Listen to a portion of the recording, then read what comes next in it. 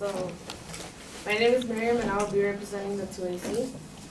Contention 1. California's debt is causing major budget cuts to school programs. Subpoint A. California government is struggling with its debt. Even Halper, writer for the LA Times, LATimes.com, on January 13, 2013, accessed on November 1st, 2013. But even though it appears to be free of the deficit that dogged the capital in recent years, the state is no model of financial health. Sacramento is legally obligated to pay many billions of dollars with help from schools, local governments, and healthcare providers as lawmakers struggled repeatedly to balance the books. It owes Wall Street more per resident than almost every other state, and it has accumulated a crushing load of debt for retiree pensions and healthcare, now totaling more than taxpayers spend each year on all state programs combined. Subpoint B. California tuition has increased about 70%, according to Kelly Rowe, collegiate respondent at USA Today, usatoday.com on June 24, 2013, accessed November 7, 2013.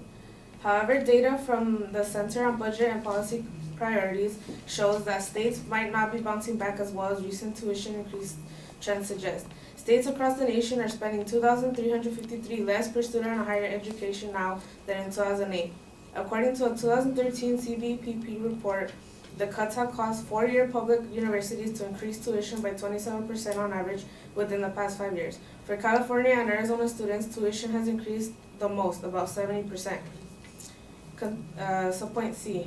Universities and colleges are forced to cut enrollment in classes for students.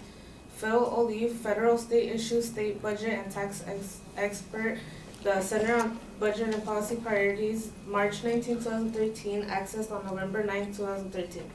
The University of California laid off 4,200 staff and eliminated or left unfilled another 9,500 positions, instituted a system-wide furlough program reducing salaries by 4 to 10%, consolidated or eliminated more than 180 programs and cut funding for campus, administrative, and academic departments by as much as 35%.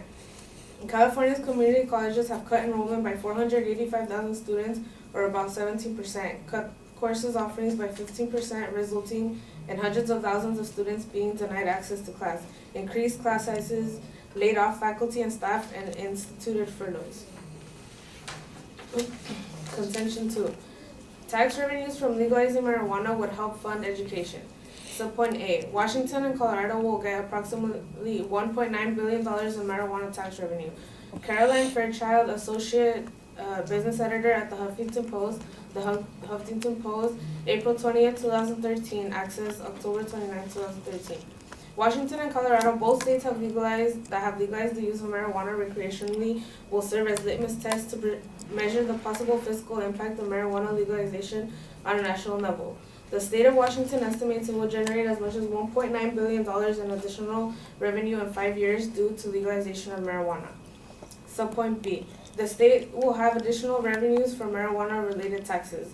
According to the Legislative Analyst's Office, California's nonpartisan fiscal and policy advisor, September 9, 2013, access November 3, 2013.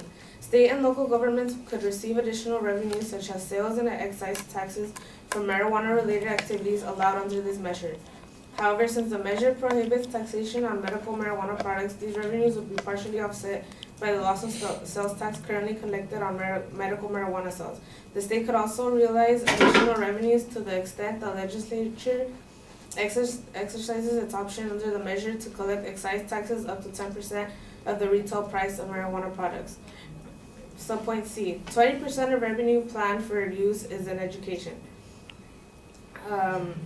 The actual title of the Marijuana Control, Legalization, and Revenue Act proposed for 2013 states that all revenues derived from taxes imposed pursuant to this division, with the exception of payments of refunds and reasonable and necessary administration and collection expenses, shall be deposited in the Public Benefit Fund, which is hereby created in the state treasury and shall be subject to annual appropriation to the state controller for allocation in accordance with the following formula: 20% for education, 20% for healthcare, 20% for police, sheriff, and fire services, and 20% for drug abuse education and treatment.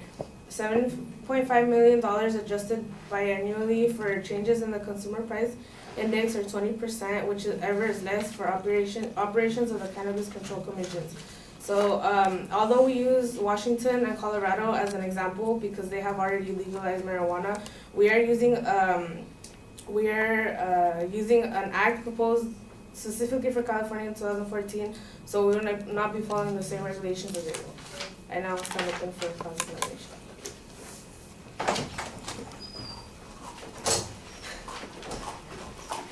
For your point C, where you say universities are making cuts, is that due to mismanagement of funds for the university or actual California cutting their budget?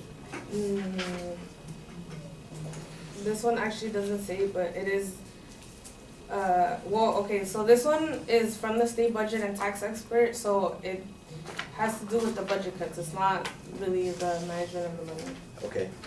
For your point B, where you say data intuition, contention one, your tagline says California tuition has increased about 70%. Yes.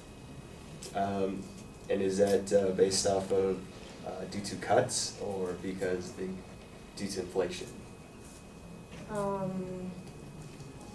This one doesn't actually say that. Okay. And then for your subpoint, for your contention to A, B, and C, is that based off that the bill was passed in 2012, correct? Yes. For Washington, Colorado. Is that any of that evidence empirical by any chance? Or is that just all media sources as well? Well, it's mostly media, but the actual act is from the title of the act, so it's the act that we're supporting. Correct, but none of the gains are actually from a long-term case study. Is that true? No, just the Washington, Colorado.